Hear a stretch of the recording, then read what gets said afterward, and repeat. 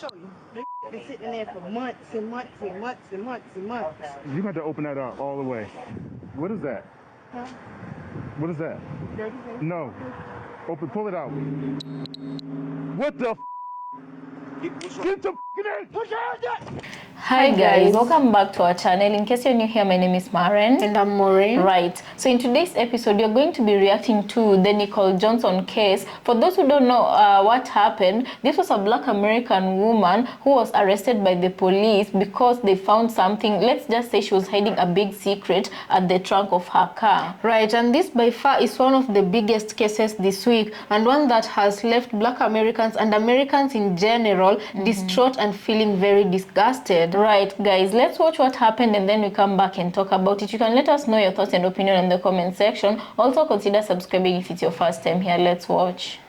Y'all, I just finished watching body cam footage of a woman that got pulled over for speeding in Baltimore. And when the cops pulled her over, her license was bad, her insurance was bad, the tax was bad, everything was bad with the car, so they were going to tow her car. And mind you, at first it was just going to be the towing of the car and a court date. And the cops is telling her this, and she's like, nah, this going to be my last night. Y'all going to see me make my big debut on the news tomorrow. Huh? So as they proceed with towing the car, she has to take her belongings out the car. And mind you, it's a lot of stuff because she claims that she's homeless and her kids live in the car with her. But she had hella garbage bags, and the bags were filled to the brim, and the cops smelled a pungent smell from the car. They said it smelled like a dead animal. The cops start asking questions like, what is in the bags and why do we smell this pungent smell? And Shawty talking about some, oh, it's just dirty clothes. Dirty clothes don't smell like that, girl. The cops start investigating and tell her to open up the bags, and when the cops are making her open up her stuff, you could literally see her become anxious, like she was scared out of her mind. There was one black bag in particular that the cops really wanted her to open up, and the bag has several layers of garbage bags in it, so they're having her cut through the several layers, and then there's a black suitcase. She trying so hard to convince the cops that it's just dirty, pissy clothes. And the cops like, yeah, we see the clothes, but open up that suitcase. That's where that smell coming from. And when she opened up the suitcase, there was the body of a 5-year-old child in that suitcase. And as soon as the woman sees that the cops found the body, she takes off running, and the dummy gets caught in 2.5 milliseconds. The cops apprehend her, and then she had a passenger in the car with her, so the cops detain her as well. And when I tell y'all that the cops are angry, like I've never seen so much emotion come from cops before in my life. Like there was a cop that had a 5-year-old child that was crying. He had to step away. They were so distraught seeing that baby in that suitcase. Like another cop had to calm another cop down. Like they were so angry, as they should have been. But after some of the cops taking a second away to recollect themselves, they come back and they get back to investigating. Driver to the vehicle talking about some just unalive me to the cops, and starts crying. Not for the kid that they just found that was deceased, but for her, because she know that her life is over. They end up taking both of them down to the station. The passenger ends up getting released because she had a mental illness and she had nothing to do with the baby being deceased, so they let her go. While they're interrogating the driver at the station, the cops are searching the car at the same time, and the car ended up having another body in it. I just wonder how the lady who was with this woman at the car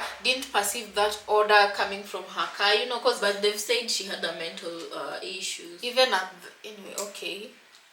They found the body of a 7-year-old little girl in the trunk. Come to find out, the driver was the deceased children's auntie. Both kids were in her care when they passed away. The cops asking this lady, how did this happen? She had the audacity to say that the 7-year-old girl was stealing food from the refrigerator, so she got a beating and she fell and hit her head on the ground. And when the 7-year-old niece passed away, that she just put the body in the car and just drove around like that. Mind you, that was in 2020. The cops did not pull this lady over till 2021. That baby was in the car for over a year. The 5-year-old got a beating 2 months prior to this traffic stop, and that's when the 5-year-old passed away. So she unalived these babies on 2 different occasions. She tried to put blame on the biological mother to the cops, saying that the kids were in way better care in her care versus the biological mother care because she lost custody of them, but yet the kids were unalived in your care. What better care is this? She ended up getting a life sentence with 50 years suspended. I pray that prison treats her horrifically, and I pray that those babies continue to rest in peace. This is so sad. What kind of a vile woman would commit such a vile crime and then end up blaming it on her sister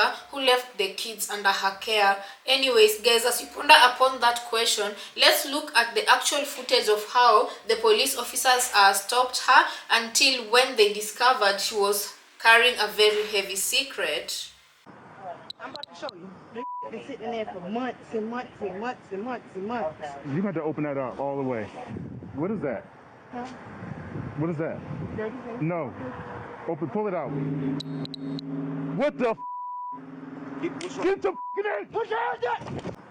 I'm about to show you. They've Been sitting in there for months and months and months and months and months. You got to open that up all the way. What is that? Huh? What is that? Dirty thing? No. Open, pull it out. What the f? Get the f***ing in! Push your hands up! What begins as a routine traffic stop takes a horrifying turn when officers detect a strange, putrid smell coming from the vehicle. The search that follows uncovers a secret so disturbing it defies belief, leaving multiple officers visibly shaken, physically ill, and utterly enraged by one of the most vile discoveries ever made. Listen, I need you to calm down. I need you to calm down. I need you to focus. Listen, calm down. We need to verify. We don't know what this is. What is? Jesus Christ. The following is based on official police records, and most of the footage has never been seen before until now. In Essex, Maryland, just after 11 p.m. on July 28, 2021, an officer with the Baltimore County Police Department approaches a vehicle for a traffic stop. How you doing? All right, you got your license and registration on you? What, you know why I pulled you over? You know what the speed limit is? No. Okay. Speed limit is 35. Oh. And you was doing well over it. Oh, I'm sorry. I swear I only thought I was going 40. The driver, 33-year-old Nicole Michelle Johnson, hands over a state ID. Sitting beside her in the front seat is a friend who she calls BB. The officer heads back to his cruiser to run a registration, but the information doesn't quite check out. Playback vehicle requested, not found, or on file. So guys, after that event and how the lady was stopped, next we're going to be playing a video of her interrogation, right? And guys, you know what I'm asking myself is the cop who got affected by these events, how, you know, as a police officer, I feel like nothing ever prepares you for the day you're going to have at work. And for him to behave like that, I do believe that he must have had kids or just a child who's close to him. He had a child who was 5 years old, like the woman's youngest victim, right? And you ask yourself, at 33 years old, this woman, she's not old that you'd say she's seen a lot of things on earth, and she's not young either. She's just there, 33. What could she have gone through in life to make her be that cruel and do whatever she did in the manner that she did it? These were children she was taking out. You know, let's watch. And you disciplined her? Yes. Okay. And it went too far. Okay. How many times do you think you might have hit her? I don't know. But I know she fell. Fell on what? On the floor. Was she standing on something? How was she? She was just standing up straight. Okay. And where did you hit her? I just started doing that. Like punched her in the head? All that because of food, surely. If you weren't capable of taking care of these kids, you shouldn't have taken them from their mother. You should have let her find a way or figured out her situation with her kids, with her, you know, while they were still alive. This is very, very heartless. I hope she gets the time she deserves in jail. Okay. Like punching her in the head? No. Or? No. Where? Like, I think I maybe slapped her in the face, but I didn't punch her in the head. Like, it was more like me hitting on her body, and then she fell. How did she fall? Backwards? Forwards? Sideways? On her head? I know she had her head, but I can't remember exactly how it was that she fell. She hit her head? Okay. Do you remember where on the head? No. Did she hit her head on something other than the floor? No, but the floor was extremely hard. The floor was extremely hard? And I was so scared. Like, I was so scared. Okay. What did you, when she went to the floor, was she crying or was she quiet? She was quiet. Quiet? Guys, the sad part about this whole scenario is that you see her getting this emotional, and it's not because these kids lost their lives, but because she got caught.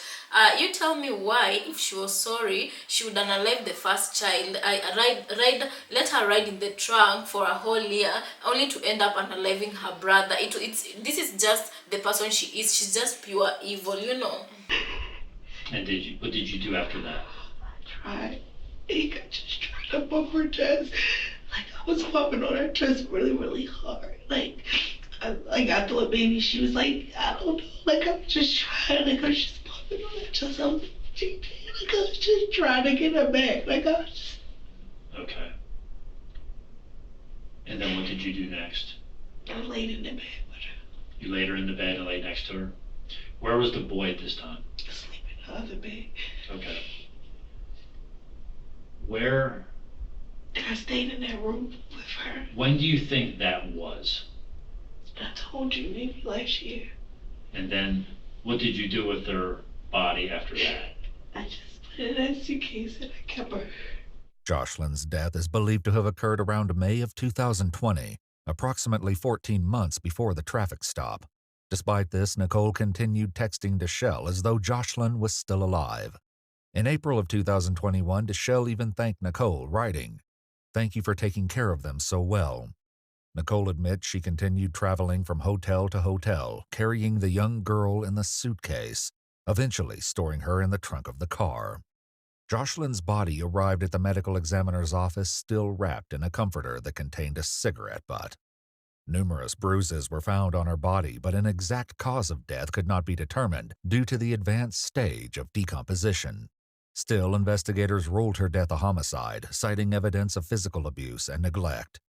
With Jocelyn's fate uncovered, investigators turned to what happened to her nephew, 5-year-old Larry, whom Nicole refers to by the name Stink. So, help me explain the other child. What happened?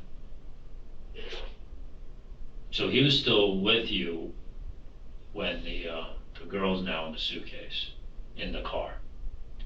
So, he didn't even want to go anywhere else. Like, that's why they said they talk to my family. My family don't know me. Like, you can ask all my friends. Like, as much as I tried to push him off or I wanted to drop him off and I knew I needed to drop him off, he just wanted to be with me. So what led to the next incident with the other child?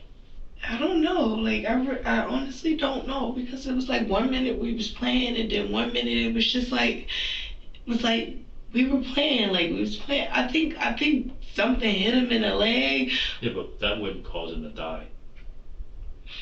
Hmm. Well, why would he die though? I thought it was like a main artery or something. Okay, well explain that to me. Yeah, what happened? I don't know, but then I know I saw him bleeding Mm-hmm. in his leg. Where at on his leg? I don't mean like right here somewhere. Right inside of his left thigh? Yeah, but I did like. Was the blood dripping? Was it? Only way that I noticed it. And honestly, I didn't even notice it until I started trying to stink. Larry's body arrived at the medical examiner's office still wearing Paw Patrol pajamas. His body was also covered in bruises, and while superficial wounds were found on his legs, they showed no signs of deep bleeding. However, internal bleeding was noted around both his knee and elbow, suggesting trauma before death. Like his sister, Larry's advanced state of decomposition made it impossible to determine an exact cause. Yeah guys, so we're also gonna play you some reactions of Black Americans pertaining this case. You get so angry at a child for doing what a child does, which is go inside the refrigerator, eat a lot of food, and you beat her to the point where she hits her head on the ground so hard that it kills her. Then you wrap her up and put her in the trunk of your car. For 14 months, might I add. Then 12 months later, you beat the son, which is your nephew. You beat him so bad that he has internal bleeding. And after the beating, he tells you, "Auntie, can you just lay me down, please?" You ride around with him in your trunk for 2 months, lay him next to his sister, still in his pajama clothes. And you go out, you get caught speeding and no insurance, just so you could be a prostitute. And you have the nerve while being interrogated to say that you thought it was a dead rat on your engine? Now, if you haven't heard, Michelle Johnson of Baltimore was found with her niece and nephew, their bodies inside of the trunk of her car. Reports state that a Baltimore County judge on Monday sentenced a woman to up to 50 years behind bars for child abuse charges stemming from a 2021 traffic stop during which officers found the decaying bodies of her niece and nephew in her car. It goes on to say that Nicole Johnson, 36, held her face in her palms as Baltimore County Circuit Judge Nancy M. Papur announced the sentence. Papur gave Johnson a life sentence, but suspended all but 50 years. Now, I saw bits and pieces of this on TikTok. right? But I had to go to YouTube to find the whole thing. And it says Johnson has been held since her arrest following the July 2021 traffic stop. Baltimore County police officers at the scene discovered what a prosecutor described Monday as a nightmare. The decaying bodies of Jocelyn Johnson, 7, and her 5-year-old brother, Larry O'Neill III, wrapped in garbage bags in the trunk.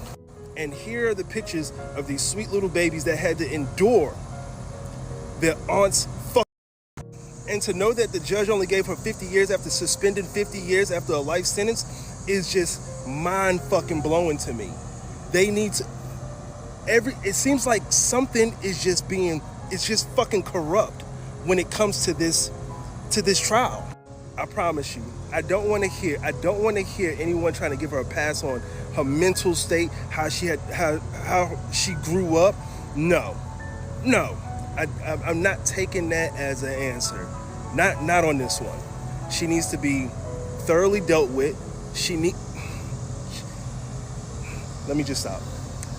If y'all need to, go check it out on YouTube. The whole interview, it's on there. Y'all be safe. So guys, welcome back. Let us know what you think about the videos we just played you. Yeah? Overall, this is just a sad case that happened, and it's really quite a sad scenario, because I'm trying to imagine what the woman, the mother of the children, is feeling right now, because those are 2 children lost, a boy child and a girl child, and she'll never see them again, you know. So I do believe that the mother really loved the kids. You cannot judge what you are not there to see. Yeah? Only that I feel like life circumstances happened, but my question, not that I'm blaming the mom, but my question is, did this woman not see the red flags in her sister before she gave the children to her? You know, sometimes I feel like because she's family, most people tend to ignore these signs and only act upon them sometimes when it's too late, because you do give your family the benefit of the doubt. And some of the description in this video of what this woman did to her niece and nephew, only a vile person could do this, because I don't feel like she's a normal person, because normal people don't operate like this at all, right? And the fact that she was able to live with her niece's body in her trunk, you know, for a whole year, Mark, she was just riding around with her body in the trunk, you know. And as if that wasn't worse, she also added to her body count her nephew. For what? For trying to take food from the refrigerator. You know, kids that age, that is what they do. They're meant to eat. You can't have a baby in the house and have them sitting there like their couches or pieces of furniture. You know, that is what they do. They eat. And children are very innocent, guys. I feel like they don't even know. Most of them don't know right from wrong, and that is why you start teaching them at an early age, of which there's nothing wrong with them trying to feed themselves. And the little that has happened from the arresting video and the interrogation footages just shows you a little of the extent of abuse these kids were going through in that woman's home, you know. Right. These are the things that, just a minute, these are the things that, should these kids have survived, it would have traumatized them for life, you know. Right. And I can only imagine the kind of trauma the brother lived with for the duration of that 1 year before he was eventually unalived as well, because in the interrogation room, this woman says she tried to get rid of him by trying to leave him at relatives or whatever, but the boy kept coming back. I am not a doctor, but I do feel like this was a special case of trauma bonding, number one, and number two, maybe he kept coming back because he knew that if he went, he would never see his sister again. So maybe him coming back was him hoping that his sister would one day wake up from that trunk.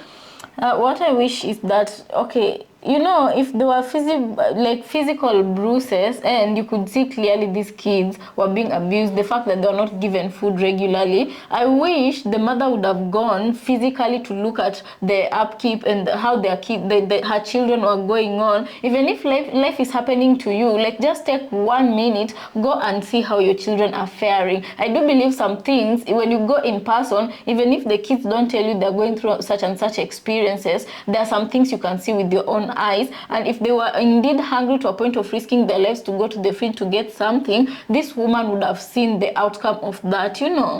I wish she would have, like, I know she was trying to get, you know, her food back, but like I wish she would have just taken that, like, just one visit and go and see how your children are doing. At the end of the day, I do believe that it's good to try sometimes, even just take your kids, even if you're sleeping hungry, do it to all together, knowing that you're trying the best you can, instead of leaving them with such a person, because at the end of the day, they're not even in the world anymore, you know. Right, and this case happened in 2020, but she was discovered in 2021, and right now I believe this case is going viral because she was found guilty, of course, and was given a life sentence and a suspended sentence of 50 years. What I'm saying is, guys, you can imagine this woman when she goes to jail, the kind of experience she's going to have in jail, because in jail, I do believe that there are women there who have children, and there are those ones also, you can categorize them as they ended up in jail because they were trying to protect their own kids. You understand what I'm saying? Right. So if she goes to jail and finds such women,